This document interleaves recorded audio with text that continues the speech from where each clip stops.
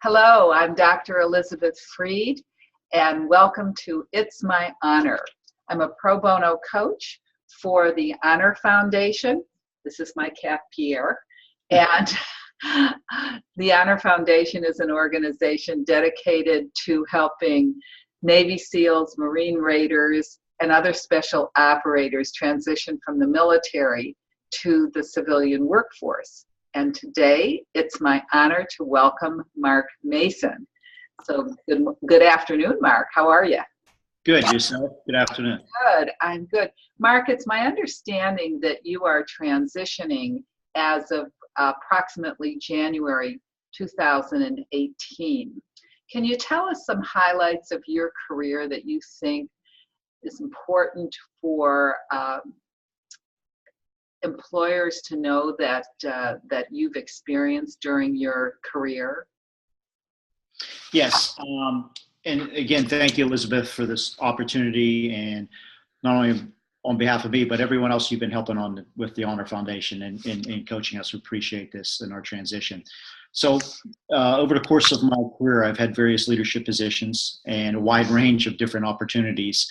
I've been selected and hand-selected multiple times to start up new projects, new operations, which has allowed me from the normal what we do of sophisticated pinpoint operations that I've been in charge of to running infrastructure development in Western Afghanistan, where I was running a multi-service, multi-agency team that not only was charged with developing the medical, security, financial, and engineering infrastructure, but we had to work hand in hand with the local Afghans and the local Afghan military, having to pick talent, work with that talent.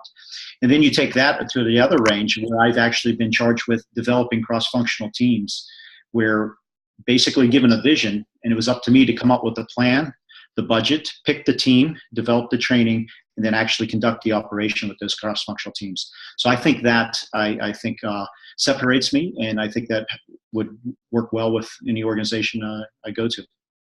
Well, that's great. So basically what you're telling me is some of the transferable skills are working with cross-functional teams and dealing with budgets and managing projects and logistics and things like that. Would that be correct, or is there anything else you want to add to that? Yes, I think the obvious transferable skill is the operational side, taking a plan, putting it to action, and getting the desired end result. But in addition to that, I've always had a knack for people and what makes them tick. I've always had the ability in my job positions have afforded me the opportunity to develop folks through collaboration and inclusion and getting folks that normally don't work well together, different types of personnel, whether it be engineers and this type, and getting them to work towards a common vision, a common goal. So I think a lot of my work has not only been on the operational side, but developing the personnel and then developing both an organizational development as well as training development. And I think those skills transfer very well. Great. So Mark, when you're looking at an organization that you would like to go to, what type of culture appeals to you that you feel would align with your values and your style? You know, it's, I think first off, I love my job. And I'm at this point, I'm leaving because some promises I made to my family. Told my kids I would stop deploying by the time my son reached high school. So it's time to go. Now, I'm not looking to replace this. We have great camaraderie, but what I am looking for is a challenge. I'm looking for that challenge out there, but I want to go to an organization that's adaptable. It's willing to change to chase the next thing, as well as I talked about, that collaboration, that inclusion. So I'm looking for that type of, I've had that before. It's going to be different. That's fine. But I'm excited about it. I mean, I'll miss some of the things, but I'm excited about the next thing. And I'm just looking for an environment where I can be challenged and, again, work with teams for the industry's problems and solving them. Well, that makes sense to me, given your situation. So I have one last question. If I were your commanding officer, what would I say your greatest strengths were? I'm always looking to increase efficiency. I would hope he would slim it down to that, but he might elaborate on that a little bit more.